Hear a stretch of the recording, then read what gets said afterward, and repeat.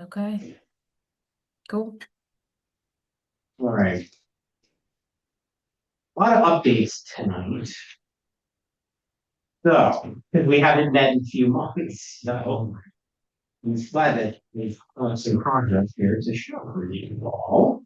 Um, so I guess the first thing quickly, the drive-through regulations.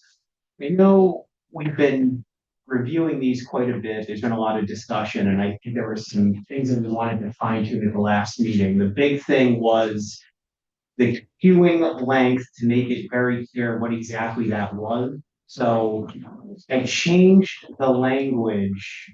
So here I'm feeling it well. John, yeah. Welcome. Um, so instead of just specifying that the queue length was feet by 20 feet, I actually put so the minimum queuing length shall be calculated with a vehicle queue space in parentheses, no smaller than 10 feet in width and 20 feet in length. And then the minimum queuing spaces shall not affect parking operations. So they can't take, in spaces if it bleeds out into a parking area, well, you can't count that as your minimum queue space. You don't have issues like Dairy Queen or, you know, it's like Frogger or something dodging each other's vehicles. As soon as you see a pair of white lights or the reverse lights in a car, you're like, this is gonna get ugly. So that was But Rob, that language is not in the definitions, is it? No. no, the definitions. We don't have a copy of that. You do. It's in there. I think it's the last thing. Could be in there. If not, okay. Thank you. Ready for it there. Um, the other items, I think, Phil, for the landscape buffer, I think I added this. We were talking about the there's different options. You can basically create a 25-foot buffer. You can do a fence or wall with landscape buffer, or there's a natural vegetation option, all with different widths. And I just added that the final approval for the buffer, it's at the discretion of the planning board. So if there is a issue where they're saying, I want to do this, but the board is saying this, I think is a better option, it'll be up to the board to say, do it this way. So the other item too, Bill, I think you mentioned for the natural vegetation, what constitute like a healthy stand of trees. So I did add just the approval authority may request the determination of the tree warden to verify the health of the existing vegetation. We don't usually pull in the tree warden. We might start doing that in the future because that's resource that you should utilize. Sure. So, Or a licensed tribalist. yeah, I think the tree warden, I believe it is. Are they? Yeah, it's we've gone through a couple. We had Mike Burr for the longest time, and then there was somebody at the DPW who left. Now it's their project manager, I believe, Joyce, and he just got some license. So You might want, just in case, because this sticks around for a while, you might want a tree warden to not always be a licensed arborist. So it doesn't hurt to have. I can put at after tree warden and or license. And that's what I mean. Yeah, that way, because you just don't know if the tree warden will actually have that license. And we I have, may not cut trees down, but and we have a licensed one on the Conservation Commission now too, but yeah, again, that's not right, a but you just, permanent this position. is gonna be here. for Yeah, another exactly. 10 That years, makes right? sense. Yep. Yeah. Maybe between. Yeah, you just haven't saw it since then. That's good. So I can add that. And then the other item for other requirements, the last one, I think we put a specification in there basically stating that if the drive-through facility is within 150 feet of a residential use, that it cannot operate on a 24-hour basis, which I forget who mentioned that well, what could that mean? It's operating for 23 hours? Just put out. That's what we did. So we did at 4 a.m. and past 10 p.m. to try and keep with like a Dunkin' Donuts, or if you have like a Dairy Queen or McDonald's. And I think overall the plan is, and we'll go into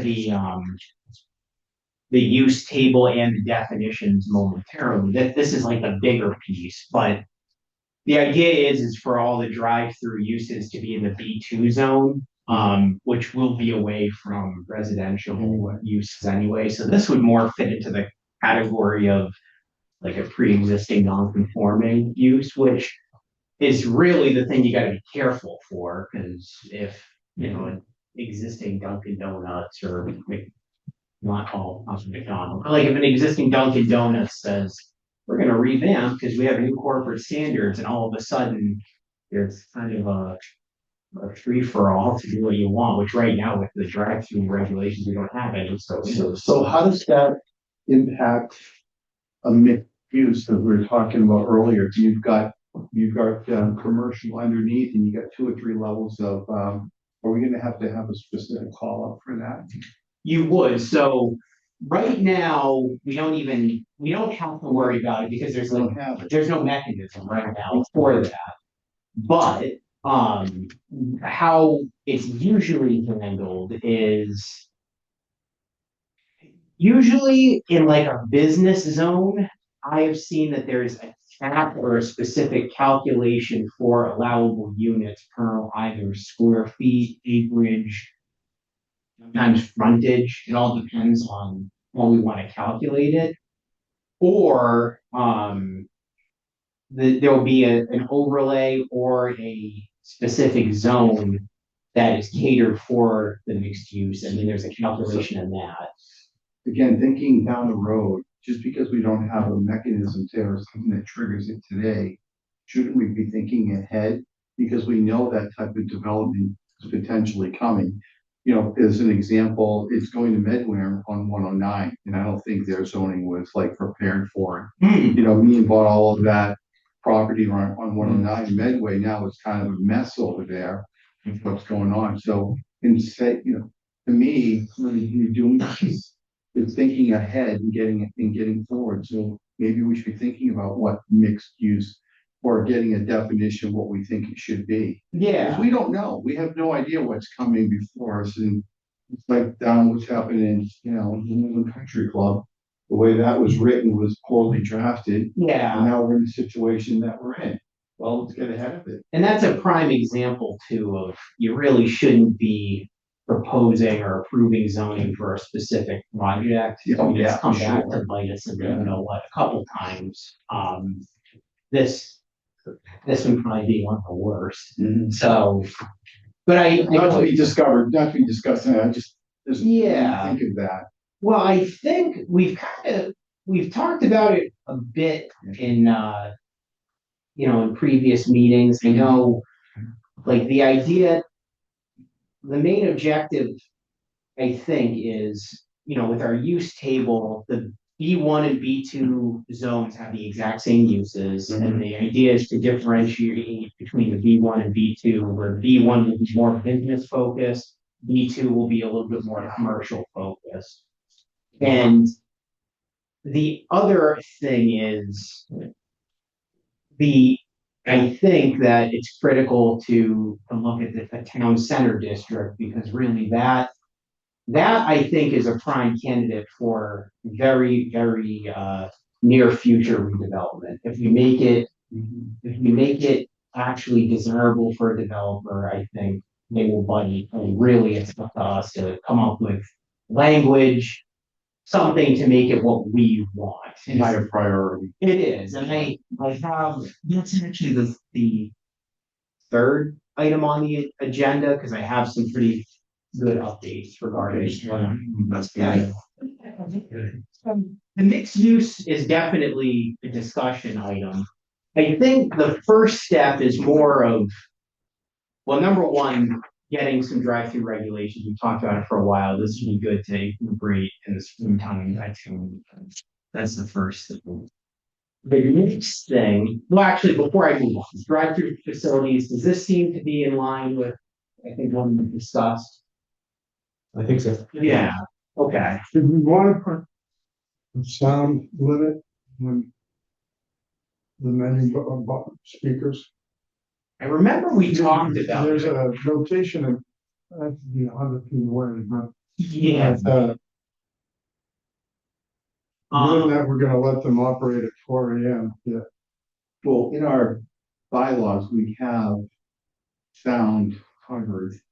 And that likely would cover that. Yeah, it's 50 dB. I think 50 dB is what we're doing, and that's, you can't go higher than 50 dB out there now. We get its monitor.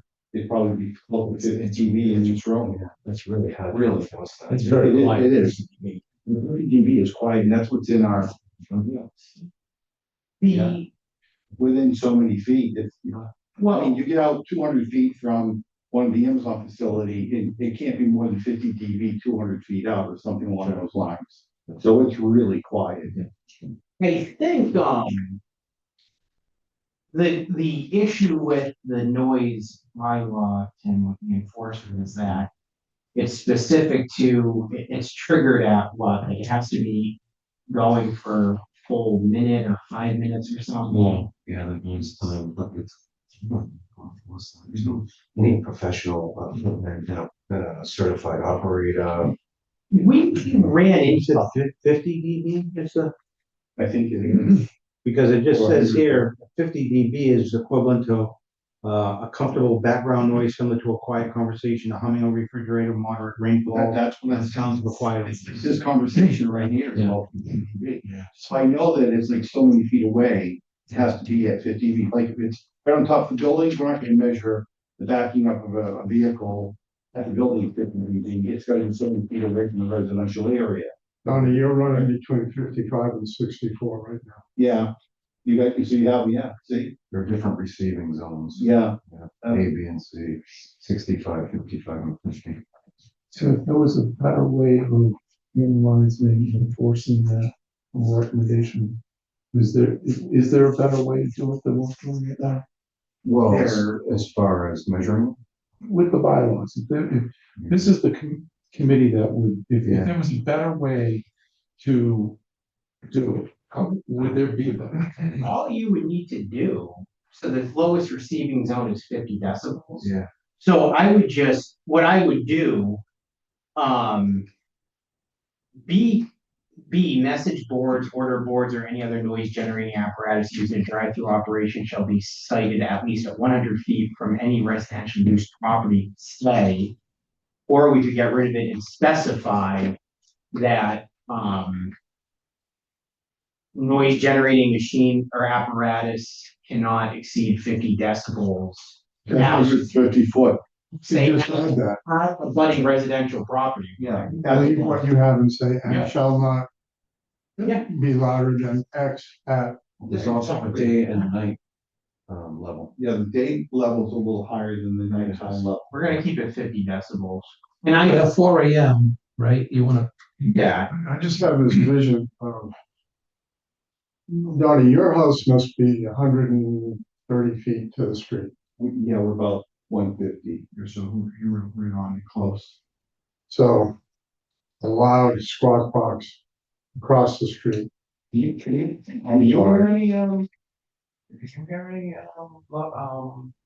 Speakers over there? No, so the way the berm, so when they were doing that building, one thing that we asked for was a berm. They lowered the building and they put the berm up in those trees. I had no idea. The other night I heard something. Somebody was like open up the doors. I'm here, and that was in the front. Other than that, it's rare. What I do here, and because I've been getting up in the middle of the night for whatever reason I'm having, the volume, the tractor trailers on the street are extraordinarily loud, and they don't stop. And I know this time of year is worse, but it's not always this time of year. It's at least 15 to 20 between 2 in the morning and 3:34. It's just, and they are loud and they are fast. You can hear them. And I can get all of my windows, and my house is really quiet, and I can still hear it, it's nuts. Yeah, I think one of the companies over there is still in Farm, I think. They operate at night. They have a refrigerator box, I can't hear them. There during the day. They are. Have you seen them? Yeah, they load at night and they take off first thing in the morning, early in the Oh, morning. I thought they might have left like at a second shift because during the day, all their trucks are there. Yeah, because what happens, it's sort of like the paper guys, right? They're there at night, they load all through the night, and then they take off in the morning, they go on these long trips to drop off the paper, so they're not during the day, the tractors. Then they come back like after 5, 6 o'clock at night and come in, they load up again, that's what they do. Same with the 7-Eleven. They would load up all night, then they leave in the morning. And they say, they bought most of it. Then they come, one bit of a short trip and they're just doing it. It's been what, 152 miles. You know, I'm thinking like it's not gonna be the same application, but like a gas station, like a Shell has coding going on. Would you be able to enforce that law? oh, at the pump. Yeah, it wouldn't be that application. Really? It's the same type. Is that within this type of an issue? Well, I'm asking, I think it falls under. But, The other issue, so that one would because it's continuous with the recording because you're pumping it. yeah, so It you'd keeps be able to going. enforce that. And the other thing too is like with gas stations, it's very, very rare in some circumstances it does happen, but Yeah.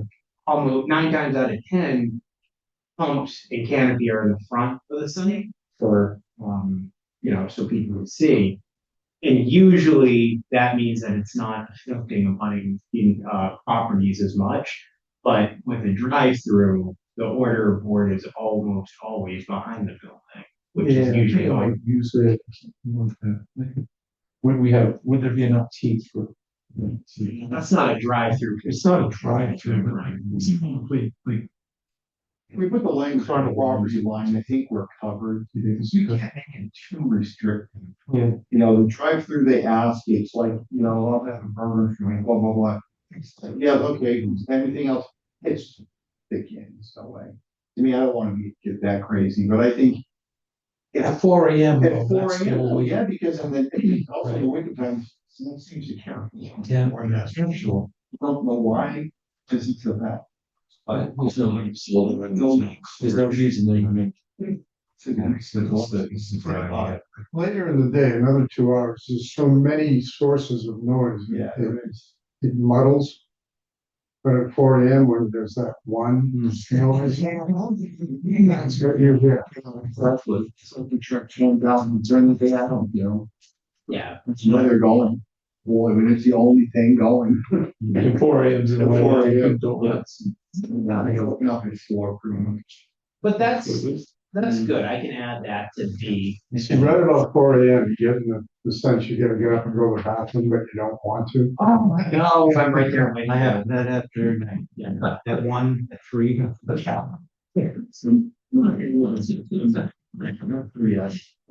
don't know why, actually.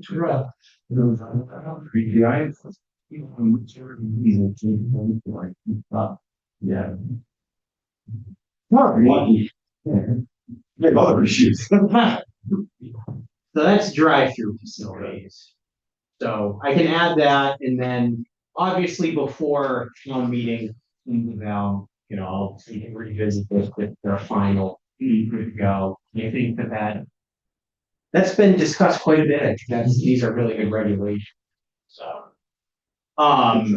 yeah, nice job, everybody. So that's the drive-through regulations. Let me pull up the next item. I'm gonna pull up the definition. And you will see, Liz, I'll share my screen so you can see this. Thank you. Welcome. Now, I had to download this from eCode, which means that the formatting is kind of weird. There's weird spaces. No, Liz, there's not like a quadruple space, for typing standards. I'm gonna check it. But that's why there's some weird spacing. And then I tracked all the changes, so you'll see cross outs and then red to see what was added, but I'm hopeful that I'll go through this quickly to explain because we had a lot of really good discussions the last few meetings. And I think between the changes to the use table and then further tweaking the definitions, I think everything kind of comes together. So I feel very confident that this is going to kind of push our zoning bylaws like the first step. It's going to be big, I think, as far as really reworking to make this work well for the town. So the first item on the definitions was something we discussed at the last meeting regarding the animal kennel and hospitals, because as you recall, the ZBA has been getting an unbelievable amount of animal kennel special permits, and it's been a big issue. Every single one has been contentious, mostly because of the dog run outdoor space. And almost all of these have some type of residential abutter. It's just been an issue. And Tim, correct me if I'm wrong, not enforcement issues, from calls and complaints and a lot of these facilities too. Mostly disturbing. Are these just homes with multiple dogs? Do they want to get a variance because they've got 3 or 4 dogs? It's That a was happening. It's a mix. It's a mixture, so there's been a few, because there's the 3 dog limit, there's been a few residential applications that came in because they wanted to go above the 3.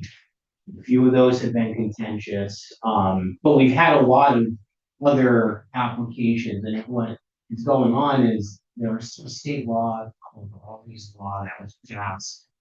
I think it was last year, and it essentially requires these home boarders, home groomers to get business certificates.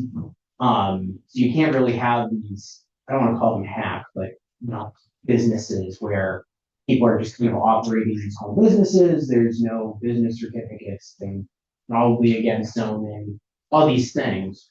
So because of that, we've had quite a few applications come in where they're trying to get into like brick and mortar and zoning requirements because they need to get a business certificate.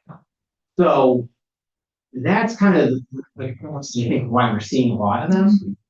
And the issue is, as I mentioned, if there's anything outdoor wise, it's always a problem.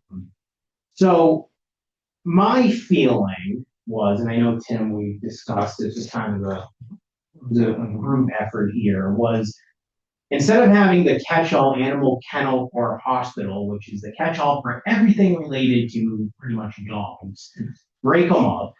And the first item, so animal kennel, daycare, or training, this I would consider the problem child when it comes to the type of dog kenneling, because this is what has the outdoor runs. So if you look at this, I ended up utilizing some of the verbiage from Franklin's monologues, which I thought they did it really well, where they actually kept the dogs in the outdoor run. They also specify that the permit is reissued on an annual basis. They specify for some of the uses timing outside, because this could be something like Camp Valero where you have overnight boarding and like weekend long boarding. I don't think it would make sense to specify a time, but the biggest takeaway is the animal kennel, daycare, or training use has to meet these requirements and is also only allowed through a special permit in the industrial zone. So right now they're allowed in the B1 and B2 zones, which is why they are right next to neighborhoods. I mean, there's some obviously industrial land that does abut residential neighborhoods, but it's a lot less than the B1 and B2 zones. So we'll get them away from the residences that would be affected by the dogs barking. Animal hospitals are a little bit easier because animal hospitals typically don't have outdoor runs because usually if they're staying overnight, it's because they have a procedure, so they're usually can't go. Can I ask you a question? Should I go back? And I'm looking at this language, outside exercise area, in the animal kennel paragraph. Of dog runs must be enclosed with a minimum of 5 by solid fence. So are you saying solid kennel fence, and just that the fence is more, it should be more of a permanent fence? The reason why I say that is because my dog goes to a couple of different places, and he goes to a place in Franklin, it's still standing from a hilltop. And it's a solid, it's a chain link with a secure gate, one lane. Force someone to put up one of these service from us. To me, it should be a permanent, like, you don't want a snow fence as the dog run, right? But a solid or permanent fence. That doesn't Like have to chain be- link, like I would think as an example, a chain link fence 5 foot high would be adequate. If you start saying I want a penal fence. Yeah, I think You're In asking. an industrial In area. an industrial area, yeah. Because I can see if it's adjacent or it's, to another area, stop. Yeah. But- Does that chain link go into the ground? Dogs can't get under. It comes under about 6 inches. Okay. So there's 109 on property. I dug it down 6 or 8 inches below and had it run, so if my dog wanted to dig the whatever, he can dig when he's still on pine fence. And that's typical if you're a fence company, we recommend it. One fencing rule was, or maybe it's known, but I think mainly, Residential. well, yeah, abutting, but when dogs are able to see through the fence, they stop barking at the outside. True. That's one thing, that's interesting. I agree with that. that's the solid part. Okay, well, that makes sense. That's a really good point. But it definitely helps. Always, no more.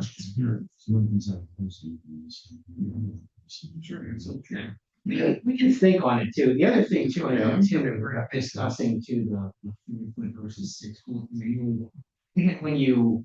If you're adopting dogs, I know usually it specifies this dog requires minimum 6 foot height fence, because some jumpers. 6 feet is a more standard. That's, I think 5 foot is probably gonna get special order kind of thing. Yeah, it's usually 4 or 6. Yeah. It's solid and permanent. Yeah. If you want, It's everyone. rather than Dug into the ground, for sure. rather than solid, usually what I hear is Privacy. opaque, Okay. because Mhm. that Yeah. means that you can't see through it. Yeah. So, Same, same. I've seen the chain link. Like, Camp Powell has this, they have the chain link on the outside, and they have like that mesh, they weave through it, right? So they can't see through the fence. yeah, It serves the same purpose. Runs always external, because you say no more than what, 4 dogs in one? If it's internal, does it matter, or runs by definition always outside? I think it's outside. There are regulations anyway for a kennel, where you can only have so many dogs on the property a given day per square foot. Yeah. But I know, like, we used to send our dogs for kennel, and they have like 10 dogs, there would be 10 dogs all playing this large internal area. And I wouldn't see a reason to restrict that, but I don't know how that was gonna sit in a run. No, Yeah. Cool. 4 dogs. Does the zoning board have any issues with the number of dogs? Yeah. It was originally in our regulation before. So the 4 dogs is actually, this is something that came from Franklin's regulations, no more than 4 dogs. It has been definitely a discussion point, because it becomes a bit of an issue when you have a specific amount of dogs that are permanent for the state. So for example, actually the application that's in front of the planning board right now, through the ZBA approval, that site is approved for 50 dogs. And I believe they're allowed to have 10 dogs out at the run. I mean, it's actually an enclosed, covered run, but they're allowed to have 10 dogs, but it has to be supervised at all times. And that was approved through animal control. Yeah, so I guess I remember hearing one of the zoning board discussions where somebody had 6 dogs in their house. Hmm. And people were complaining, and did that trip this? And did that trip a kennel or needing a kennel license? And I'm trying to It avoid, does, that. you would need a kennel license, and the thing is. Okay. To that point. Well, I guess Let's- I know. let's skip ahead for a minute. just Whether because it's does or does not, so that we can have a discussion. Yeah, let's just skip ahead because it's the same use. Under accessory uses, which I haven't read, Okay. there is accessory use, there's listed animal kennel, which is the same thing. It's a special permit, it was zoning board of appeals, animal kennel license. That is specifically utilized for if you want to run an animal kennel home business, is the first thing. Or if you have more than 3 dogs and like if you special cases where there's like a breeder that can only get rid of them. In my opinion, because it's an issue and it's such a specific case, I would just delete that altogether. No animal kennel accessory use whatsoever. If somebody wants to come in for a special permit, essentially, Because they have too many. because you have too many dogs, make them go through the ZBA variance approach because it's such a specific case. That's how I would. You could have one now. But I think it's off of Bellingham maybe with the pugs. Someone has like 5 or 6 pugs. Patricia Drive, I Oh, know. it's Patricia, yeah, who came in for a special permit. I know there's Patricia Drive and then there was a pug incident and a husky incident. So Because they're breeders. the Is that how they pugs, do The pug was not. no, I They believe, just had it? 5 or 6 pugs, yeah. yeah, Historically, that number 2 has been triggered by older dogs, older than 20 months. So if you have a litter of puppies, you have a minute to get rid of the puppies. Yeah. No, Right, it doesn't go into effect until they're sold. But it's breeding. The breeding, does the breeding need to be in this section? Then treat it different. I don't know, it's a question, because I know, I think we have seen stuff in 3 months, older than 3 months out of this child. You know, half their liver. And now they're over 3 the months four. ago. Yeah, they have 3 months. This accessory use piece is the, it's gonna get in trouble all the time. it's always a problem. And if somebody wants to go through the effort of keeping multiple dogs, like for example, the Patricia Drive one, wasn't an issue. You know, I think a few neighbors actually came out in support because there wasn't a problem. You know, the multi. She's even working on that once. Yeah, One person, yeah. So, you know, if it wasn't an issue in that case, you know, go for the variance and it's a special case. So as more and more people get called back to the office, people that got dogs during COVID, is that, you think maybe part of the driver why we're seeing an increase? Maybe, Is there need some place to put them during the night? to be honest with you, Steve, I think part of it is my generation where nobody's having kids, you know. Somebody takes care of, so I'll have a dog. And that whole thing, from Steve worked here, then now becoming more and more, when I was out in Dallas, a year ago, when my oldest son lived out there. You know, everything was geared to dogs. I mean, restaurants, you could bring dogs into as long as they were leashed and they were trained. It was never, all of their like step trails had, water pumped in and they had bowls you could pump, they had drags for picking up. It was still catered to that, your generation. For pets, in every place. Kevin, that way in Boston, you call it, you know what I mean? Everywhere you go, that's all dog friendly, you walk in, it's a dog and you're on a brewery, you have beer, and Yeah. There were just dogs everywhere, as long as they were, Yeah. you know, behaving themselves. And then, you know, a few years ago, I tried to get a dog park here because I was getting more and more, I didn't even have dogs at the time. And people were saying, hey, what kind of dog park? It was regular from others. No, neither one. Geez, I'd love to have one here. People, you know, whatever happened, politics kind of squashed it, we'll get that going. Absolutely. One of these days, but yeah. So that's why, so the accessory use, I say just get rid of it altogether. will handle the animal kennel daycare training that will be allowed through the special permit process with the zoning board of appeals, with now it's in now, that's in the industrial zone.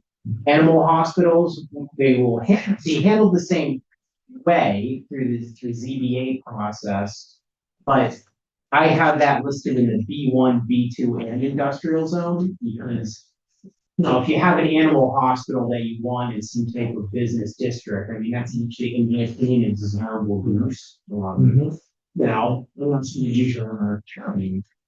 And then animal grooming, because it isn't going to be, that will not have any type of component with boarding or kennelling.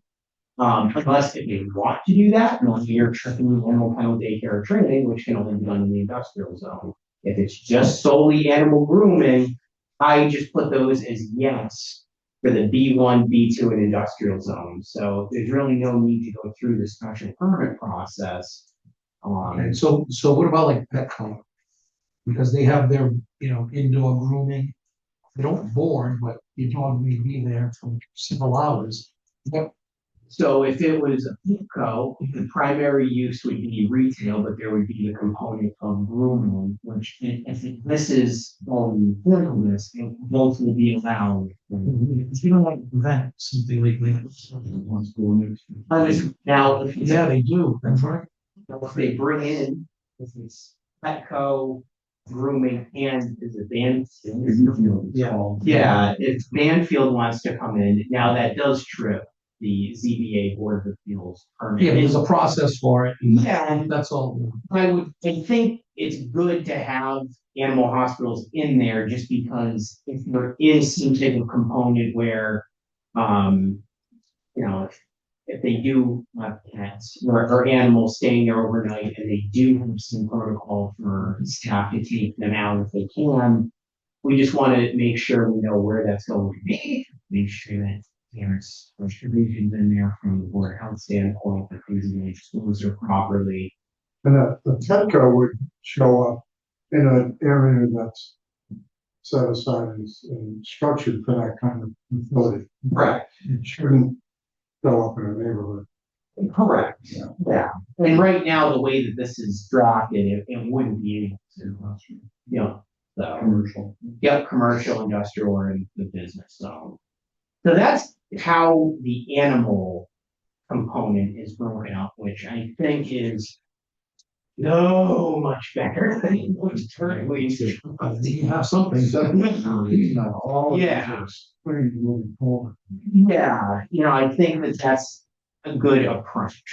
Rob, question about arterial streets. I was looking. Cross Street. So what is, like, definition? You have a definition of what an arterial street is. The first thing. And then in addition to that, there's about a dozen official streets, right? Blackstone. And then I see a small street, short street like Cross is considered. Arterial Street. Yeah. I mean, I don't know. I can see Maple, South Maple. Is that something that I wasn't? I don't know why. I would assume Cross Street was included in there because of Silver Lake Park and the potential of that having increased traffic, but I don't know the reasoning behind why that occurred. You can understand the definition, right? So, highway and then street with a width of 60 feet is considered a collector street, which is that will service over 50 homes or in a non-residential use. And then or more even one of the two odds. So I don't believe Cross Streets. no, it's definitely not. It's like it's 40 feet in some areas. So Right, so we're not creating anything new. Yeah, High Street, same thing. no, this is as it's written currently. The only thing I've changed is the stuff in red. So everything else is exactly how it is right now. So then I guess I'm questioning what's the focus of the definition? Because those streets are identified for a particular reason. I'm trying to understand what it is. High Street, Cross Street, those streets aren't necessarily streets you want to see the trails going on. I mean, I like Lake Street too, but that's a different. It might be specified in the subdivision regs. I don't know how arterial streets are even utilized in our zoning language. So I don't have no idea. I can look into it more, Well, but makes sense, because it doesn't need to be there. yeah, I think I'm afraid of unintended consequences. there's a lot of cleaning up that needs to be done. I have fully done what I think is the basics to try and the new things, the and but I'll put a star next to it and so it makes sense to do it all at once. Because that's the other good thing about zone changes is unlike changing the actual zoning of a parcel, it's a little bit more involved when you do that because you have to you have to notify the butters and the landowners.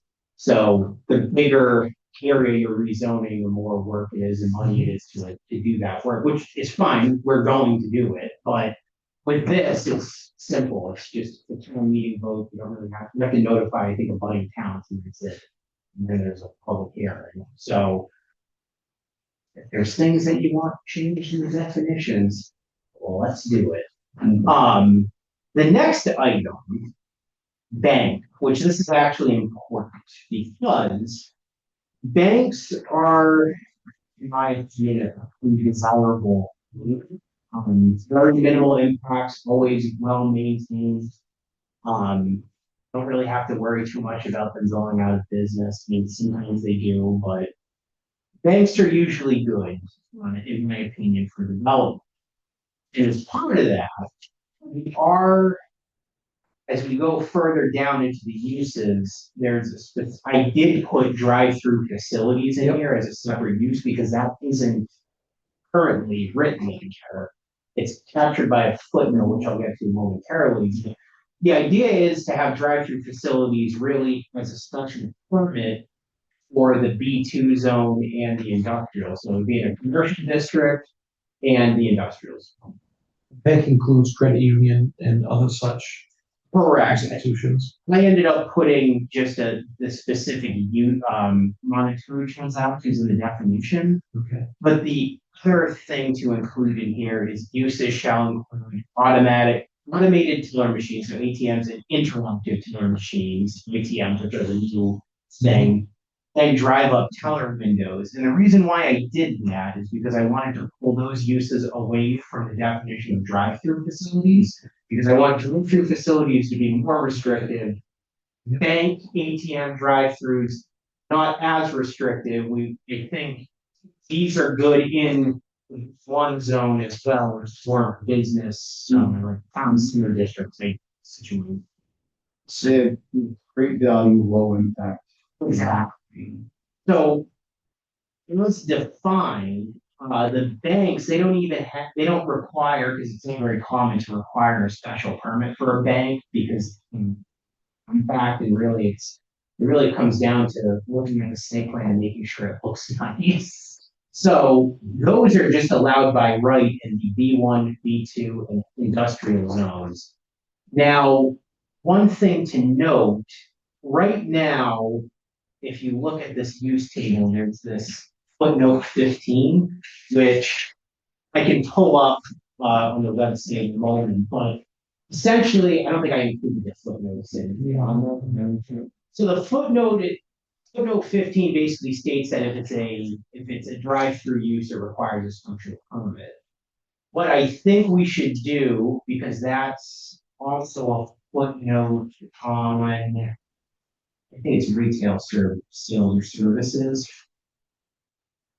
Because we're specifying drive-through facilities as its own use and requiring a special permit, I would like to change that footnote to reference these regulations because we don't have any right now. So basically, regardless of if it needs a special permit or not, you will be required to meet the drive-through. And if you recall, like for the minimum QA, we have bank listed right here, but it's in spaces. So it will all work seamlessly. Yay. Oh, yeah. So I think that's how I would change this. going down further, we were talking about the boarding or rooming. This was just a cleanup thing because the current definition makes zero sense. What I did was I just made it a little bit more vague. So dwelling not including a hotel or motel in which rooms are rented as living quarters to more than two non-transient persons with or without meals, which is how other communities have actually listed it. And then the critical item there, because I mean, I think we're all on the same page that boarding or rooming use is probably not the most desirable.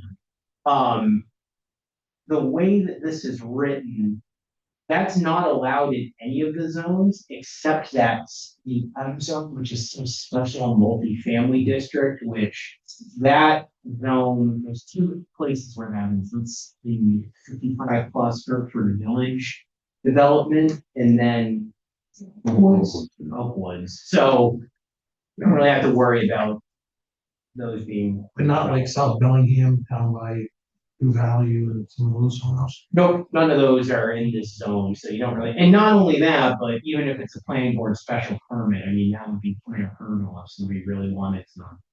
Yeah. But anyway, that was more of just a cleanup item.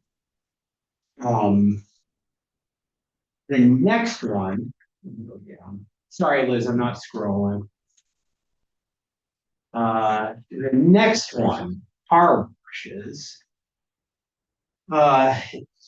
This one, car washes are interesting. You don't even have it listed at all as a use. And I think the way it's been handled in the past is that footnote that basically says if it's a drive-through use, it requires a special permit. I believe that's pretty much how it's going to be in response to is the drive-through use, so it's a special permit.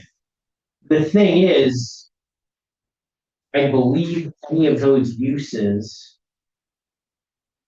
Tim, correct me if I'm wrong, I would assume that since it's not listed in the table of uses, you then go with whatever use most, If there is one. if there, and I If it guess fits, otherwise it's special permit. usually it's an accessory to a retail sale of gas, but I don't know how Thunder Mist was permitted. I know it was a special permit, but Yeah. Because it's a standalone. it is. If it's residents, all of them. Somewhat controversial. I mean, that's when I first started getting what was going on. Yeah, because it's a standalone. I mean, the other ones, well, it is in the B, it's in the B district. Yeah, but it's right on. It's not a listed use. Yeah, it's the residences are right there. I know it was a contention. Yeah. It was in the office. No, one have got refill, I think, it was just one. Yeah, because the retail sale of gas, I think, is a special permit and it had the drive-through use, so it's what the thing was, so. And that's how I think that is how this would be handled, I believe, now, but what I did, just to make this simple and to help restrict it, because I don't think you really want a car wash in like a business zone. It'd be more for commercial or industrial. So I just did special permit in B2 and industrial. The other thing too, retail sale of gas on here. Well, right now, what's currently in BS, the Board of Selectmen, is, Don, if you ever had to deal with this, but any gas station requires it's a fuel storage license, and that's always through the Board of Selectmen. Those, they call them the pulling farms, and you want to cross the street, yeah. Anyway, turn around. Those are the only ones that I remember. The other ones have been gas stations forever. Yeah. That was just So all there's this the one time. on Park Ave to, the Dunkin' Donuts. Oh, yeah, that one there. Yeah. What happens, what, Noria or whatever, on it. The change, we had to do something too, that Shell station by the town common, and that changed hands, we had to do something Yep, there. that's right, that was a On that total Yeah. change. Yeah. Noria owns that now too. Yeah, they changed the tanks. Yeah. Yeah, they built a new building. But I think because that one, That one- Put into it, it won't be progress. It was probably a development plan. He's looking at the outside, everything. It also had to get closer to, there was, I remember there was some discussion about the retail building nearby that Shell station in Oregon, that how far away it was. There was a lot of discussion around. Because of It, but yeah, Yeah. There's some private, there's arborvitae's and. yeah. It's nice. It's cost. Bellingham, because before it was just a little shack that, bad. See, with the above ground storage, Yes. does the above ground trigger any special requirements? So- We need to address that. Well, the setup it does for the tanks. Yeah. The above ground tanks, that was triggered, I believe, because of the zone Yeah. 2 aquifer. I Because of believe, what? It's in the Water radius, resource. it abuts the radius of like a well. correct, I think it's, Not the school. yeah, I think it's out of, First. it's out of the water resource district, the zone 2, but I think that you're right, I think it's the well radius that it should be handled. It's definitely a problem because it is brown. Yeah, It's not like they have to.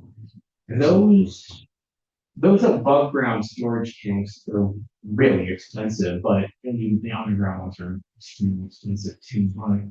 But there's like virtually triple containment when it comes to those tanks because all the tanks are double lined.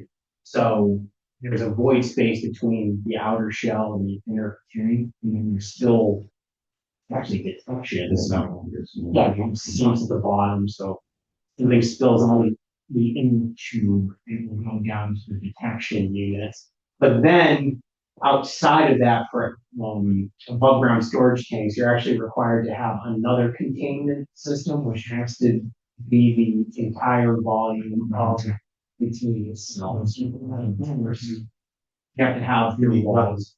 Yeah. So there's definitely room for expansion too. So there's that, there's also because of all that, the tank will expand. So, Oh, yeah. I mean, Yeah, that's what I was thinking. It's like, wander into their radius. oh, yeah. So, in my Mhm. experience designing those, there's usually a 10-foot or 15-foot separation requirement to the actual traveled way. And then I've never seen one where there's a direct fill. They're always remote fills. So, like the tanker truck isn't going to unload directly at the tank. There's going to be some remote fill further away. And then the other thing, so the Irving station has cover on top of the tanks. You will see now that there's almost always covered tanks and they're enclosed. Because if you don't, one thing that you have to account for in most municipalities is storm events. So, like, let's say you have a spill, the thing bursts open, and now you have your secondary containment. Well, what if it's raining and that's taking up volume now in your containment? I got nailed in a town because they required us to meet it was the NOAA Atlas 1400 year storm event, which was 8.8 inches. So 8 inches of wall is just gone. So the tanks were in like a concrete wall distance. It was crazy. When that was going in, terrorist attack opportunity. Or someone just wanting to light the sky up. I don't think you could really easily blow one of those up. You could the heat lines. The shutoffs on those things are pretty, Bollards and now. yeah, they're pretty substantial. We were actually, yeah, we were actually, Potentially. I'm just thinking instead of a terrorist, it was an elderly. Sure. Intentional or non-intentional.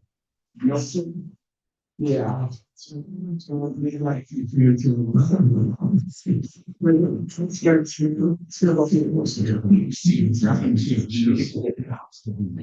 Yeah.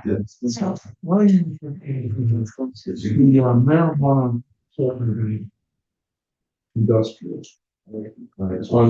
on the yellow, we also can options. Yeah, we can, marijuana cultivating, yeah. Industrial. No, marijuana. Oh, yeah, that's the board. Yeah, that needs to get fixed. That's TBD in the, industrial. Right. And is there That was brought up at the last meeting and I instantly ignored you. so it looks like there's gonna be a third use talking in the state with the marijuana stop, type thing. You see, is that something that if we're going through this anyway, doing something with that first, or I wouldn't, state and state get ahead of it, or I wouldn't, I would keep, I would, leave it as what I'm for the, for the sake of getting this thing closed, I would not touch the marijuana uses. Okay. And also the marijuana establishments use on here specifies mass general law, which became a catch. That was kind of the safety net for Bellingham to not allow anything except cultivators. Except what? Cultivators. So no marijuana hookah bars in the center of town. No, you. So we're gonna go for a very. Yeah. Until the state. That would fall under marijuana Different establishment. states look again, where people wanna have like a bar, wine and smoke kind of gets at the same time. No. Okay, so we are covered. We're covered. Because if you wants to do. Do you want to continue through your definitions? Yeah, Yeah. so there's not. Only a few more. There's a fair amount left, and I'll go through them quick. So drive-through facilities, if you go to the next page, that's the next thing. So the way that I have this defined, it includes everything except pretty much the dens, because we have establishment where patrons receive goods and or services from drive-through or drive-up windows, including but not limited to dry cleaners, drive-through automotive facilities and or food establishments, which normally somebody would say, well, I guess ATMs falls into that category or a drive-up teller window, but that is specifically listed banks definitely. So, yeah. So in drive-through facilities, the way I have it, it's planning board special permit in B2 and industrial zone. The next item, family apartments are struck because family apartments are no longer a thing. Now we have ADUs. So, that's that. It's like the definition of family. Any number, should we cap it? No, it's true. Watch it, Don. Yes, it's still pretty. Yeah. Up to 30.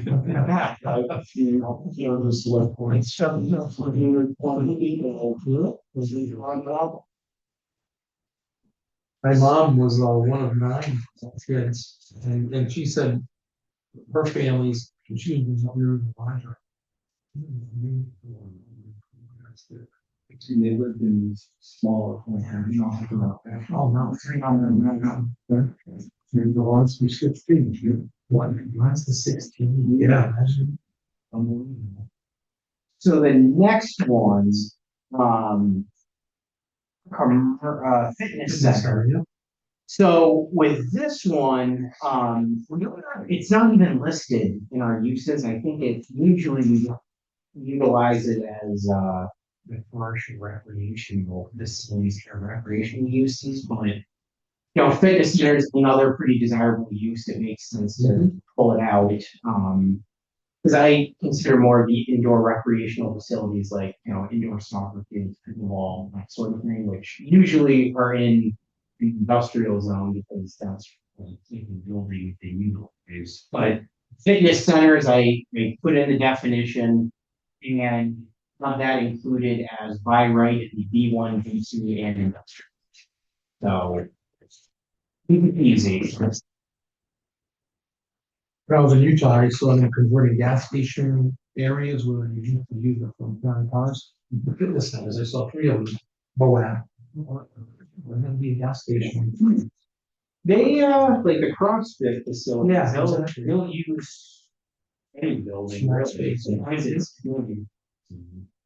The next one, so this actually goes back, so medical clinic, we were talking about, laboratory facilities like Quest Diagnostics and such, because they don't actually fall under a specific category. And I was going to put just its own definition, but then I thought, it really kind of falls under a medical clinic, and I thought, you know what, why don't I just add something to the medical clinic definition? So use includes outpatient medical laboratory facilities, so it's covered because medical clinic, you know, if you want to put a Quest Diagnostic and storefront in the center of town, you want to put it, you know, on that, usually in two features. Another desirable use, low impact, so that's included in medical clinic. The other items, so personal care services, we talked about this one. So that's like barbershops, spas, salons, that sort of thing. Once again, it's not the same when people do ask about it, and it's kind of different because normally I would say, well, we go into any type of like, you know, retail, like nothing change a retail. So it's makes sense to include that as definitions, and I have that in B1 and B2 though. But I looked ahead, you see, yeah, it definitely kind of keep colors and it's not here. The personal, that's not fair, but it's. Yeah, you would probably be seeing my like else you want for fun. Yeah, Carly's flat houses. I like that. So, Good thinking. Sean. So I'll add that to the personal care services. Self-storage facilities. Was, yeah, and this is, I don't want to call it a problem, but this is actually probably one of the more, bigger inquiries we get. Yeah, because people will put self-storage, or they request to put self-storage facilities anywhere. You know, it's land that's not very developable there. They will try to put it in that land. So I think the approach has always been it most directly those uses in the industrial zone. So we defined it and put it in the industrial zone, so it's no question. Well, you got another handout, this one, listen to. Oh, yeah. Here, I can read off this. Here, I didn't read that. Okay. Well, I have bring it home. Don't keep it because he's got it all. Yeah, and I'm gonna send this all to everybody. I wanted to go over it first. And I figured I'll keep reading this. There's a lot of new information. So self-storage facility is now defined in here. The other item too, short-term rentals. Industrial. Short-term rentals is not allowed in here. So short-term rentals, this has been an issue. Another very popular inquiry by people, and the approach has always been don't allow them in town. And I think our interpretation from keeping law was since it wasn't defined in the bylaws and there is no use that directly mirrors short-term rental or could even be equivalent to it, it's just considered a prohibited use. Well, It's a short-term rental. short-term, it's Okay. it's Whatever. Yeah. though, or a late high lock. That was Larry. Larry wanted to make sure we didn't have it, even when he was trying to walk on. That was doing Airbnb. Yeah, there was one. There was one resident, they were having parties and what. And it was We were renting. wanted to make sure both of the numbers. Well, I think Bob, he's in the north. He used to come every year, it does a little more. The actually pros, they smelled out homes.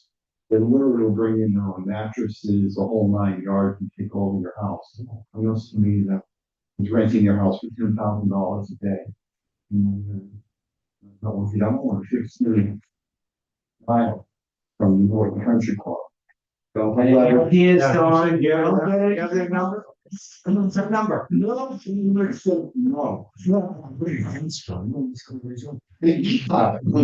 to get everything, so it's complex in the age. So the short-term rentals, that was actually the last one that I changed in here. Don't you get further into that? Yeah. So going back to the use table and the cleanup. The self-storage facilities, as I mentioned, is just allowed through the special permit. It's not even allowed by right. It's a special permit in the industrial zone. We already went through the commercial radio transmission and laundry or dry cleaning plant. That is only allowed in the B2 and industrial. It's a placeholder in here, data centers, but I recommend don't put that in there right now because there's no regulations from the state that really that we can really use as reference for that. And I have a feeling that if something like this goes into being And so I'll tell you something, I've been hearing more and more about data centers, becoming, we should expect them to become more and more popular with AI and.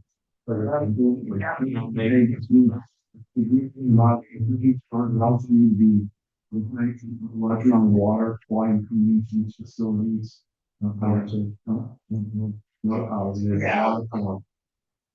that they're but that's a silly Data street center.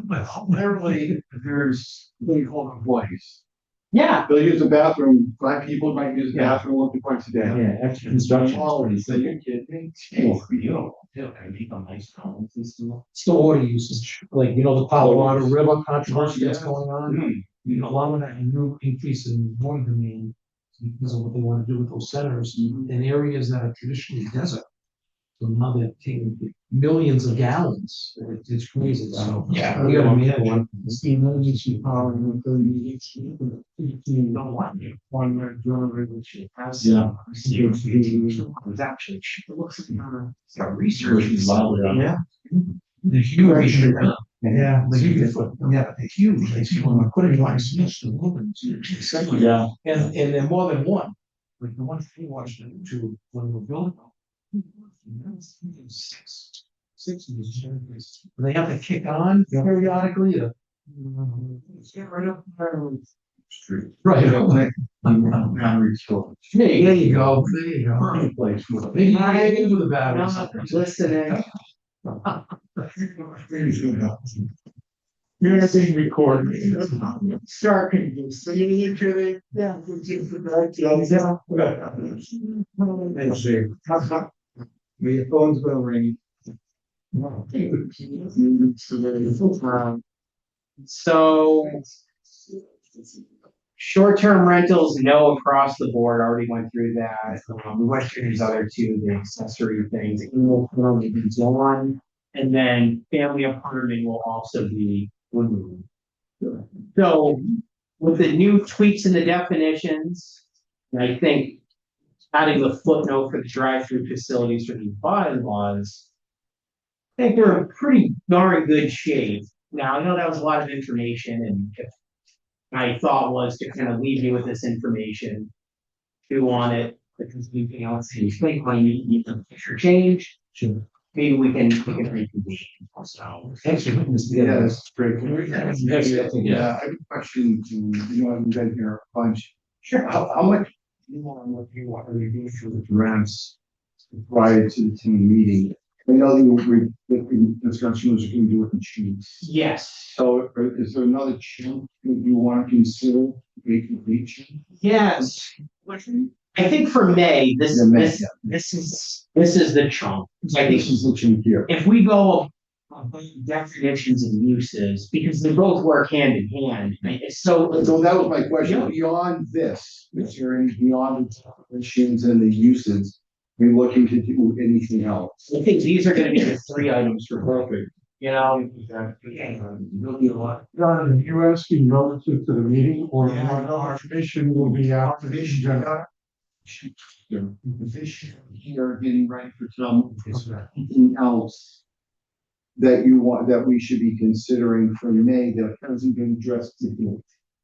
If that was the right way to say it. Not for Maytown meeting, because I think this is a huge step.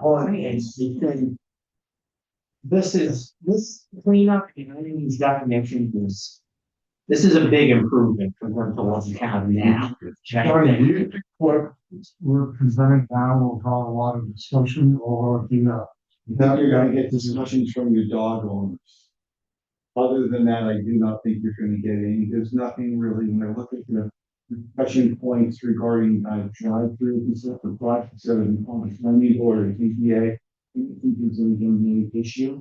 I think this will be fine, you're gonna have potential dog owners wanting to know what's going on, and that's gonna be about it. What I do. Mars, I mean, all of that show up, in other meetings. this was 73, was easy to the people there. It's gonna be people, hey, what? We're not scared. We have to get, and you'll. And then we're the whole conjecture of the straight along. So, What I've done since Steve to try and get flavor of their movie opposition.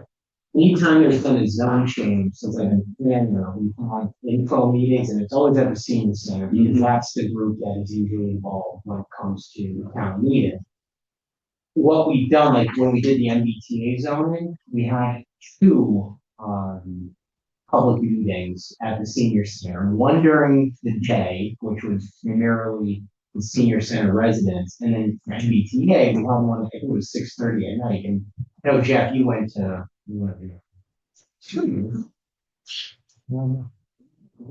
Like, I mean, that was kind of, well, what the whole situation was. I expected full house in the morning, because that's when the senior center is very lively, and whenever there's anything related to town meeting, town business, usually you draw a pretty good crowd from the senior center. At night, I was expecting 5 people, the entire room was full, which, and the good thing about the MBTA zoning was a lot of people went into that meeting very angry, they left, but never. And it comes down to really being able to convey what exactly we're doing here. And I think the thing that I like about all of these is they are so easily defendable. Yeah. So easily. There's nothing in here trying to push these through to allow projects. Matter of fact, in my opinion, it's doing the opposite. The regulation's more restrictive. There's no change, there's everything here. Business, the economy, everything changes, but it's changing more rapidly. And years ago, we didn't have to worry about certain things, so we want to make sure we have definitions in there for you. If you take your interest in the times of the. Absolutely, you're putting some definitions, you're separating. Wash, make it clear from the opposite, clear for your doors, these are what the time is. This won't be a big deal. The other thing is that May is the budget.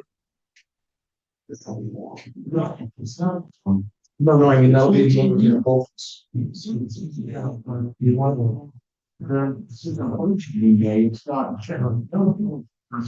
Well, this is what I don't know. It's not to say the number is something 5 That's a big number to me, since I was trying to go with 25, 30. So much that's changed. Oh, yeah, sure. So, Rob, do you want to talk about the EDUs and the ADU time? 15 was. Yeah, so ADU regulations, they came from the Attorney General last week, I think, so it passed. with, I think they required 2 revisions, which was odd. I figured that they would have to create a fence to the requirement for the public safety, and I forget what the other thing was. There was a few things in there that I don't know if they were going to take away. Oh, one of them was the restriction in the areas of common ownership. So they said you gotta strike that because I don't think they understood what we were trying to do. The other item, I think. The other item was we're requiring 1 parking space per ADU, 1 off-street parking space. Because the regulations state that you have 1 parking space or 0 parking spaces if you're within, what is it, a mile of the MBTA state, half a mile, which doesn't fall on it. We just said, okay, fine, it's the one parking space requirement, and apparently the Attorney General failed to look at a map of Bellingham and realized we're not within a half a mile of the MBTA. So she said, so we're fine. So congratulations. Well done. That's so, and then the other updates, so the exciting part of I would say, of this meeting. So, as we've discussed in past meetings, the idea of trying to create a town center district from the Blackstone Street intersection down to the town center, nice pedestrian corridor, mixed use, buildings towards the street, and back, all this grand stuff.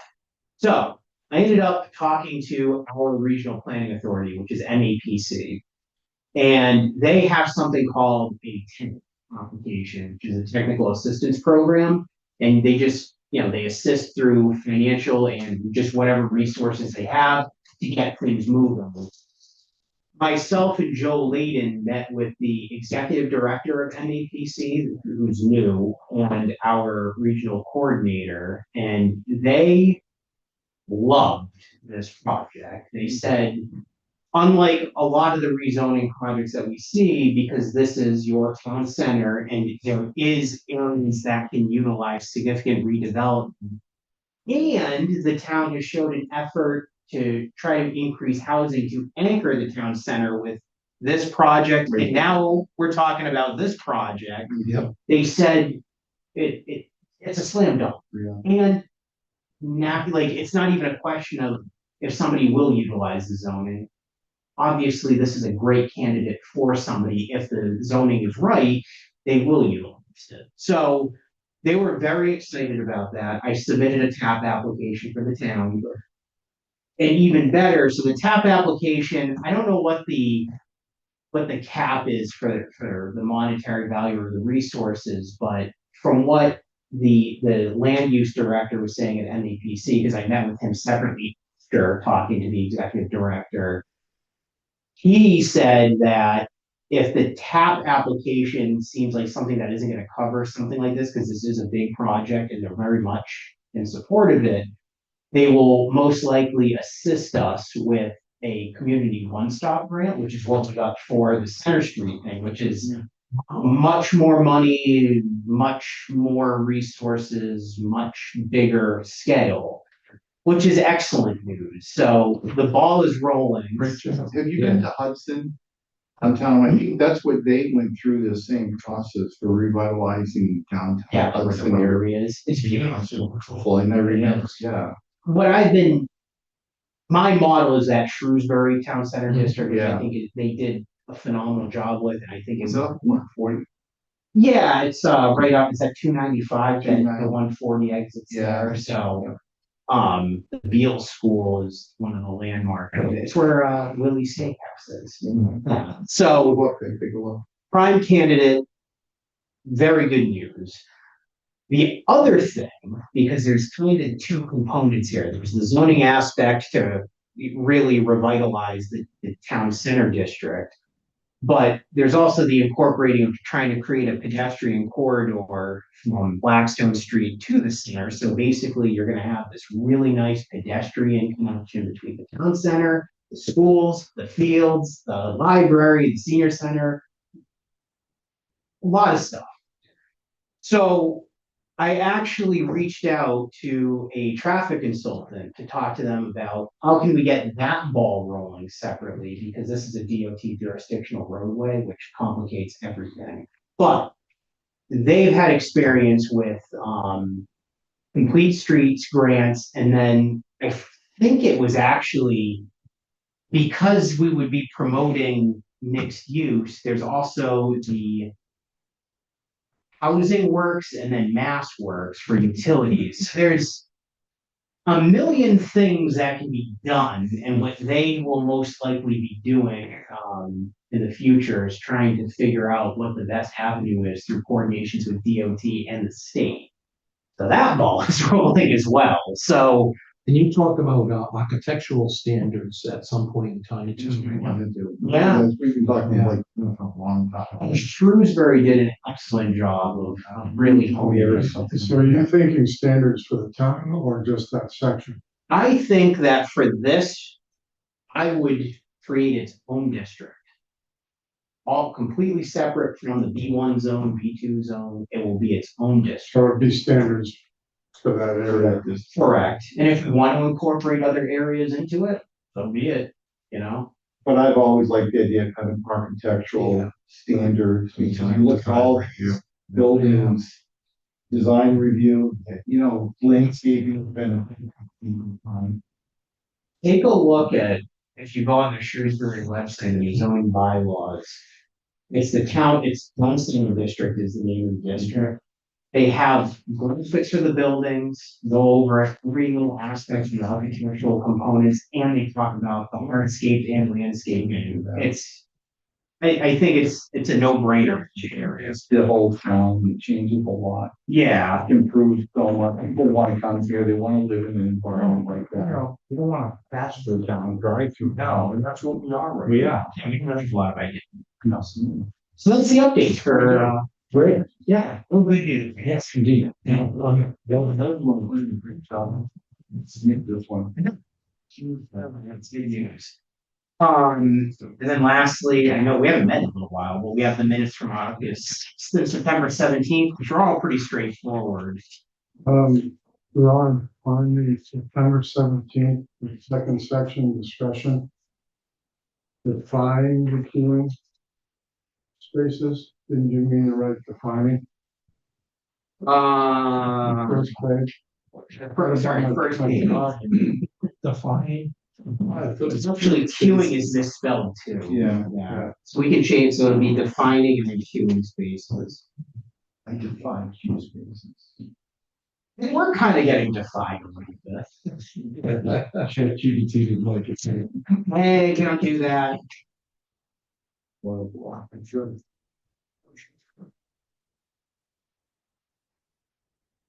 The basic ones, It's the same to pay for, so it's pretty. Yeah, so is here. Define the. I had a weird animal cross my yard last night, at 1:30 in the morning. Can't identify what it is, and Showing a lot of jokes for you. my daughter-in-law said you should try to see if you have chat. Take a picture. CBT. Yeah. Well, it's a video. See, it's on a loop. It doesn't have a tail. Bobcat? I don't know. Awesome. Yeah, like, no. It's the weirdest. I don't do that. I don't know. Laura. Yeah. That's